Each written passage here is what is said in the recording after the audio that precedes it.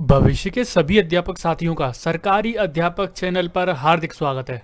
दोस्तों, सामाजिकरण की प्रक्रिया ये वाला चैप्टर हम पहले ही पढ़ चुके हैं अपनी चाइल्ड साइकोलॉजी वाली जो प्लेलिस्ट है उसमें। ठीक है, तो सामाजिकरण की प्रक्रिया से मैंने आपको बोला था कि बेस्ट 25 यानी कि 25 प्रश्न मैं आपके लिए लेकर आऊंगा, जिसमें 10 प्रश्न मैं पहले ही डिस्कस कर चुका हूं। आज की इस वीडियो में 15 क्वेश्चंस को डिस्कस करने वाला हूं, जो कि पिछली परीक्षाओं में पूछे गए प्रश्न हैं। ठीक है, सामाजिकरण की प्रक्रिया से पिछली परीक्षाओं में किस तरह से प्रश्न पूछे जाते हैं ये आपको आज की इस वीडियो में देखने को मिलेगा। तो चलिए शुरुआत करते हैं।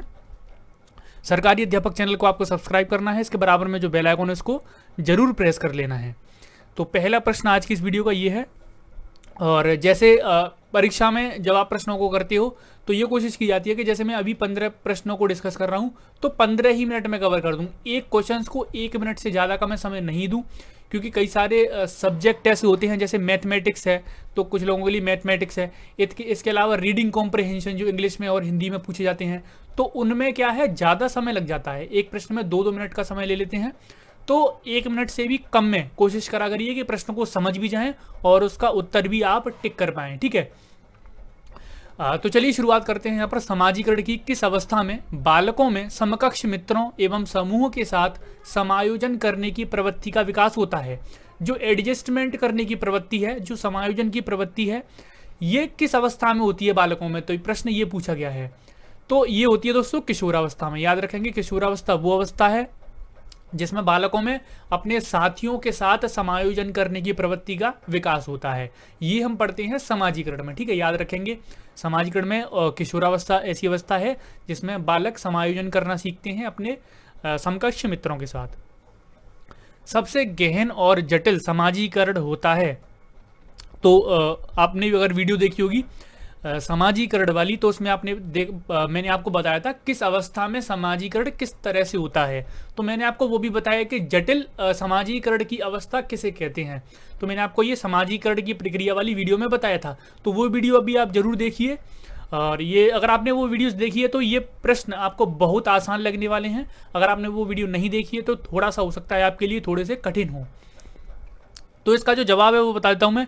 किशोरावस्था भी वही अवस्था है जिसको समाजीकरण की जटिल अवस्था कहते हैं। याद रखेंगे, समाजीकरण की जटिल अवस्था किसको कहते हैं, किशोरावस्था को। ठीक है, गहन और जटिल अवस्था समाजीकरण की किशोरावस्था है। आप सारी अवस्थाओं की वीडियो देखिए, उसमें आपको ज़्यादा अच्छे से समझ में आ जाएगा।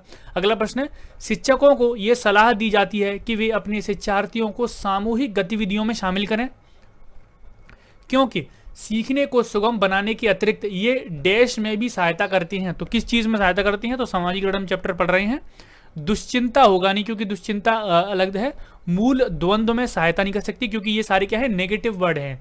दुश्चिंता, मूल द्वंद्व करना किसी से, आक्रामकता, एग्रेसिव होना, तो ये सारे क्या है, नेगेटिव वर्ड हैं। और शिक्षक किस चीज़ में सहायता करता है, समाजीकरण में। तो बहुत ही आसान सा प्रश्न है। समाजीकरण में बच्चों के डैश को निर्देशित करना और अनैच्छिक एवं डैश प्रवृत्तियों को अनुशासित करना। अब देखिए, बच्चों के डैश को निर्देशित करना, तो कोई पॉजिटिव चीज हो रही होगी। अनैच्छिक एवं, तो यहां पर क्या है, एक नेगेटिव वर्ड है अनैच्छिक, बिना इच्छा के एवं, तो एक और चीज यहां पर नेगेटिव होगी। डैश प्रवृत्तियों को अनुशासित करना, यानी कि आप अनुशासित किस चीज को करेंगे, नेगेटिव चीजों को करेंगे, अनैच्छिक चीजों को करेंगे। तो यहां पर पहले पॉजिटिव वर्ड आ रहा होगा, बाद में नेगेटिव। तो यहां पर पहला ऑप्शन है हमारा, व्यवहार को निर्देशित करेंगे। तो जी बिल्कुल सही है, व्यवहार को निर्देशित कर सकते हैं। अनैच्छिक एवं गलत प्रवृत्तियों को अनुशासित करेंगे, तो ये एकदम सही बैठ रहा है हमारा, अनैच्छिक एवं गलत। ठीक है, क्योंकि अनैच्छिक यानी कि जो बिना इच्छा के की जाती हैं जो भी एक्टिविटीज हैं, और गलत व्यावहारिक प्रवृत्ति हैं, वो भी इसी में आता है। व्यवहार और सही व्यवहार हो नहीं सकता, क्योंकि बाद में हमारा जो वर्ड कैसा आ रहा था, नेगेटिव वर्ड आना था। सामाजिकरण में बच्चों के बुद्धि को निर्देशित करना, सही अनैच्छिक एवं सही बौद्धिक प्रवृत्तियों को, तो यहाँ पर भी एक पॉजिटिव पॉइंट है, तो ये भी कट रहा है हमारा। और सही मानसिक भी कट रहा है हमारा, क्योंकि पॉजिटिव है। क्योंकि हमें बाद में क्या चाहिए, नेगेटिव वर्ड चाहिए, क्योंकि इसमें दिया है अनैच्छिक एवं, यानी कि अनैच्छिक चीजें हैं और भी एक कोई नेगेटिव वर्ड है जिसको क्या करना है, अनुशासित करना है। तो ये करना आता है, तो यहाँ पर ऑप्शन नंबर 1 हो जाएगा। ठीक है, याद रखेंगे, option 1 is the right answer. बच्चों के समाजीकरण में शिक्षक की भूमिका होती है। तो शिक्षक की भूमिका क्या होती है? उनका बौद्धिक विकास करना, जी बिल्कुल होती है, उनका बौद्धिक विकास करेंगे शिक्षक, लेकिन देख लेते हैं कोई सर्वांगीण विकास वाला ऑप्शन तो नहीं है। उन्हें सांप्रदायिक शिक्षा प्रदान करना तो गलत ऑप्शन है एकदम। उन्हें गृह कार्य देना तो एक नेगेटिव पॉइंट है ही। उन्हें उनके आर्थिक प्रयोग में सहयोग करना, तो इससे ज़्यादा जो बेस्ट है वो बौद्धिक विकास का है। शिक्षक समाजीकरण में क्या कर सकता है, उनका बौद्धिक विकास करता है। ठीक है, तो ये हमारा ऑप्शन नंबर 1 हो जाएगा सही जवाब। ठीक है, याद रखेंगे 15वीं का है ऑप्शन नंबर 1। एक इंपॉर्टेंट प्रश्न है आपकी स्क्रीन पर, निम्न में से किस विचारक ने मैं और मुझे का सिद्धांत दिया है। देखिए समाजीकरण के सिद्धांत मैंने आपको बताए थे, 3 जो सिद्धांत थे वो बहुत ही ज़्यादा इंपॉर्टेंट थे, जिसमें मैंने आपको बताया था कूले का कौन सा सिद्धांत था, जैसे कूले का स्वदर्पण का सिद्धांत मैंने आपको बताया था, स्वदर्पण का सिद्धांत, जिसमें बालक क्या है अपने समाज में रहकर स्वयं सीखता है। और लेमार्क का तो आपको पता ही है, विकासवाद के जनक है लेमार्क, बहुत बड़े दार्शनिक हैं लेमार्क और काफ़ी ज़्यादा इंपॉर्टेंट है, तो इनका आप ये याद रखिएगा, ये फ्रांस के हैं, फ्रांस के जीव वैज्ञानिक थे। ठीक है, और इनका जो विकासवाद का सिद्धांत है, हम पढ़ते हैं समाजीकरण में दुर्खिम, मीड और कूले के बारे में। तो कूले का मैंने आपको बताया स्वदर्पण का सिद्धांत था, मीड का जो सिद्धांत था वो था मैं और मुझे का सिद्धांत, मैं और मुझे का सिद्धांत। तो इसका जो जवाब है वो आपको मिल गया होगा, इसका जो आंसर है वो ऑप्शन नंबर 2 होगा। मीड ने दिया है मैं और मुझे का सिद्धांत, और जो दुर्खिम थे वो बहुत बड़े दार्शनिक थे, इनका सामूहिक प्रतिनिधित्व का सिद्धांत था। सामूहिक प्रतिनिधित्व का सिद्धांत किसका था, दुर्खिम का था। मीड का मैं और मुझे का सिद्धांत था, कूले का स्वदर्पण का सिद्धांत था। समाजीकरण की वीडियो में आप इन सभी को देख सकते हैं और विस्तार से उसको पढ़ सकते हैं। अगला प्रश्न है, प्रत्येक समाज में अपनी विचारधारा होती है, अपने मूल्य होते हैं, अपने भाव होते हैं, अपने विश्वास होते हैं, अपने आदर्श संस्कार जीवित अवस्था में होते हैं। तो इन सारी चीज़ों को जीवित अवस्था में किसने बोला है, तो इसका जो सही जवाब बताता हूँ सीधा सीधा आपको, दुर्खिम। ठीक है, इसका सही जवाब क्या है, दुर्खिम। ये डेफिनेशन आप याद कर लीजिए किसकी है, दुर्खिम की। चलिए पिछली परीक्षाओं के प्रश्न हैं ये सारे के सारे। ठीक है, बढ़ते हैं अगले प्रश्न की तरफ। यहाँ पर एक बच्ची का नाम दिया गया है रेखा, अक्सर बहुत ज़्यादा बात नहीं करती है किंतु कक्षा में वह बहुत बात करती है। यह दर्शाता है, यानी कि वो बहुत कम बात करती है लेकिन कक्षा में बहुत ज़्यादा बात करती है। तो ये चीज़ क्या है, तो विद्यालय बच्चों को बात करने का अवसर देता है, ये ऑप्शन सही है। या फिर शिक्षक चाहते हैं कि बच्चे स्कूल में खूब बात करें, तो ये तो कोई ऑप्शन नहीं हुआ, ये तो एक नेगेटिव पॉइंट है। वो शिक्षक क्यों चाहेगा कि जो फालतू में बहुत ज़्यादा बात करें, जहाँ बात करने की आवश्यकता हो केवल वहीं बात करें। रेखा को अपना घर पसंद नहीं, तो ये भी एक नेगेटिव पॉइंट है, ऐसा हो नहीं सकता किसी बच्चे को अपना घर पसंद नहीं हो। उसके विचारों को विद्यालय में मान्यता मिलती है, एक तो ये ऑप्शन सही हो सकता है। विद्यालय बच्चों को बात करने के अवसर देता है, एक ऑप्शन ये सही हो सकता है। तो 2 तो हमारे नेगेटिव हैं जो कट चुके हैं। तो यहाँ पर देखिए विद्यालय बच्चों को बात करने का अवसर देता है, तो इससे ज़्यादा बेटर ऑप्शन है ऑप्शन नंबर 4, उनके विचारों को मान्यता मिलती है। यानी कि हिंदी भाषा के लिहाज से अगर हम देखें तो ये वाले वर्ड ज़्यादा पॉजिटिव हैं, उसके विचारों को विद्यालय में मान्यता मिलती है, तो ये ज़्यादा पॉजिटिव है। और बच्चों को बात करने का अवसर कोई नहीं देता विद्यालय, जहाँ ज़रूरत होती है वहाँ पर अवसर दिए जाते हैं। तो बेटर ऑप्शन है ऑप्शन नंबर 4। ठीक है, 1 और 4 में कंफ्यूज करने की कोशिश की गई थी यहाँ पर पिछली परीक्षाओं में, लेकिन आपको समझ लेना है कि जो बेटर आपके जो वर्ड हैं वो कौन से हैं, उन्हीं को टिक करना है। अगला प्रश्न, निम्नलिखित में से कौन सी समाजीकरण की निष्क्रिय एजेंसी है। निष्क्रिय मतलब जिसमें समाजीकरण नहीं होता है।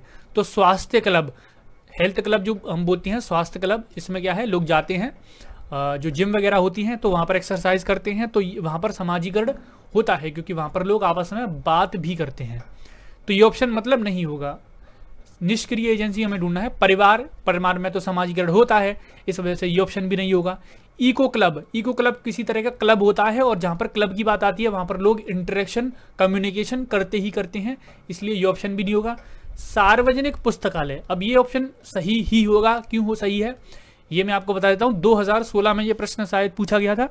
सार्वजनिक पुस्तकालय, देखिए सार्वजनिक पुस्तकालय है कोई, वहाँ पर बेशक 1000 लोगों की बैठने की क्षमता है, यानी कि 1000 लोग किसी पुस्तकालय में आकर बैठ सकते हैं, लेकिन वो क्या है, आपस में बात नहीं करते हैं, वहाँ पर समाजीकरण नहीं होता है। लोग आपस में वहाँ पर जाकर बात नहीं करते हैं, केवल बैठते हैं और बैठकर केवल पुस्तक पढ़ते हैं। तो यहाँ पर ऑप्शन नंबर 4 हो जाएगा। सार्वजनिक जो भी पुस्तकालय है, जो भी लाइब्रेरी है, उसमें किसी भी तरह का सोशलाइजेशन नहीं होता है। अगला प्रश्न है, बढ़िए, निम्न में से कौन सा बच्चों के समाजीकरण के प्रगतिशील मॉडल के संदर्भ में सही नहीं है?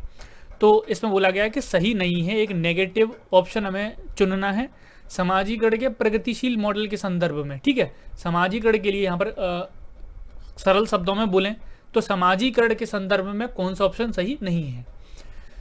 तो सामूहिक कार्य में सक्रिय सहभागिता एवं सामाजिक कौशलों को सीखना, बच्चे विद्यालय में बताई गई बातों को स्वीकार करते हैं चाहे उनकी सामाजिक पृष्ठभूमि कुछ भी हो, कक्षा में प्रजातंत्र के लिए स्थान होना चाहिए। तो ये एक नेगेटिव वर्ड है, तो यहाँ पर ये हमारा ऑप्शन सही हो सकता है। बाकी हमें सारे पॉजिटिव लग रहे हैं, लेकिन हम चौथे ऑप्शन को भी पढ़ सकते हैं। समाजीकरण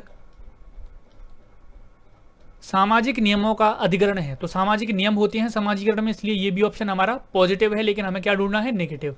तो सबसे ज़्यादा जो नेगेटिव पॉइंट है वो हमें लग रहा है ऑप्शन नंबर 3। ठीक है, याद रखेंगे ऑप्शन नंबर 3 है कि कक्षा में प्रजातंत्र के लिए कोई स्थान नहीं होना चाहिए। कक्षा में स्कूल के कुछ नियम होते हैं, कायदे कानून होते हैं, जिनके अनुसार ही बालक चलता है, उसके खुद के प्रजातंत्र उसको ज़्यादा प्रोवाइड नहीं किया जाता। तो ऑप्शन नंबर 3 होगा हमारा। ठीक है, नेगेटिव जो है, बाकी सारे पॉजिटिव हैं। निम्नलिखित में से कौन सा समाजीकरण का एक प्रमुख कारक है? तो देखिए, बहुत ही ज़्यादा सरल प्रश्न है। इस प्रश्न का जवाब आप देंगे कमेंट्स में। समाजीकरण का एक प्रमुख कारण कौन सा है? तो कंप्यूटर है, आनुवंशिकता है, समाज राजनीतिक दल है, परिवार है। 21 वाले प्रश्न का आप जवाब देंगे नीचे कमेंट्स में। ठीक है, एक प्रश्न और है यहाँ पर, जनसंचार माध्यम जो भी कम्युनिकेशन वाली चीज़ें हैं, समाजीकरण का एक महत्वपूर्ण माध्यम बनता जा रहा है। इनमें में से कौन सा कथन सबसे ज़्यादा उपयुक्त है? उपयुक्त यानी कि सही ढूंढना है हमें, सही कौन सा है। तो समाजीकरण केवल माता पिता और परिवार के द्वारा किया जाता है। यहाँ पर दिया है केवल, तो यहाँ पर केवल अपने आप में ही एक नेगेटिव पॉइंट होता है, और जो सोशलाइजेशन है, समाजीकरण है, माता पिता और परिवार के द्वारा नहीं होता। कई सारी चीज़ें होती हैं, स्कूल के द्वारा होता है, पास पड़ोस में जो लोग होते हैं उनके द्वारा भी होता है, उसके साथियों के द्वारा भी होता है। तो यहाँ पर ये जो पॉइंट है नेगेटिव है, तो गलत है। मतलब जनसंचार माध्यमों की पहुंच बढ़ रही है और जनसंचार माध्यम अभिवृत्तियों, मूल्यों एवं विश्वासों को प्रभावित करता है। तो ये ऑप्शन हमारा सही है। ठीक है, जो जनसंचार माध्यम है उनकी पहुंच है, वो आप देख सकते हैं, फेसबुक, व्हाट्सएप, टेलीग्राम, इंस्टाग्राम, तो इन सब की पहुंच बढ़ रही है और ये सारी चीज़ें इनमें शामिल होती हैं। अभिवृत्ति कर सकते हैं आप, फेसबुक पर कुछ भी लिख सकते हैं, मूल्य, विश्वासों को, इन सभी चीज़ को ये इफेक्ट करते हैं। बच्चे संचार माध्यमों के साथ प्रत्यक्ष रूप से अंतःक्रिया नहीं कर सकते, तो डायरेक्ट अंतःक्रिया कर सकते हैं, वीडियो कॉल आप देख सकते हैं, तो प्रत्यक्ष रूप से अंतःक्रिया कर सकते हैं लोग। संचार माध्यम पदार्थों के विज्ञापन और विक्रय के लिए एक अच्छा माध्यम है, तो पदार्थों के विज्ञापन के लिए नहीं है, और कई सारी चीज़ें होती हैं, तो ये ऑप्शन भी हमारा गलत है। ऑप्शन नंबर सही होगा दूसरा वाला। ठीक है, सबसे ज़्यादा उपयुक्त है जनसंचार के माध्यम से कि उनकी पहुंच बढ़ रही है और अभिवृत्ति, मूल्य, विकास इससे प्रभावित होते हैं। अगला प्रश्न है, बच्चों के समाजीकरण में परिवार डैश भूमिका निभाता है। तो क्या भूमिका निभाता है? तो कम भूमिका महत्वपूर्ण है, तो कम तो है ही नहीं। हमने क्या देखा था, परिवार क्या है? एक मुख्य वो है, मुख्य स्रोत है, मुख्य नियम उसमें आता है। रोमांचकारी, तो रोमांचकारी हो सकता है, मुख्य हो सकता है, गौड़ तो इसलिए नहीं हो सकता क्योंकि गौड़ में आती हैं वो सारी चीज़ें बाद वाली, जैसे विद्यालय, पास पड़ोस, और जो माता पिता और परिवार हैं वो मुख्य में आती हैं। तो इसका जो जवाब है ऑप्शन नंबर 3 हो सकता है। ठीक है, ऑप्शन नंबर 3 इसका जवाब होगा। और यहाँ पर सीटेट में दिया गया था इसका जवाब रोमांचकारी, जो आंसर की आई थी उसमें दिया गया था रोमांचकारी, लेकिन हमें अभी भी नहीं लगता रोमांचकारी से क्या मतलब है, जो मुख्य है उसके अंतर्गत आता है परिवार। चलिए, इसका जो जवाब है ऑप्शन नंबर 3 होगा। अगला प्रश्न है,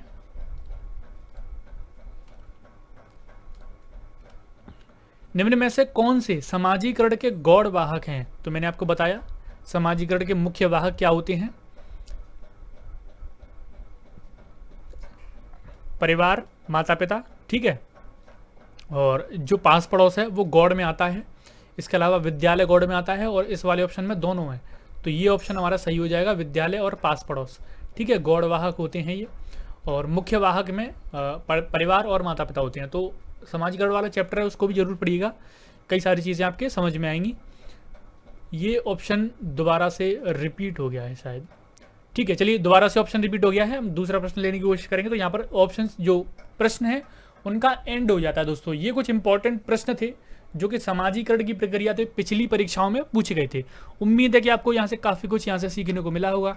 अगर आपको यहाँ से कुछ भी नया सीखने को मिला तो वीडियो को लाइक करें, शेयर करें, पहली बार तो चैनल को सब्सक्राइब जरूर कर लें। धन्यवाद।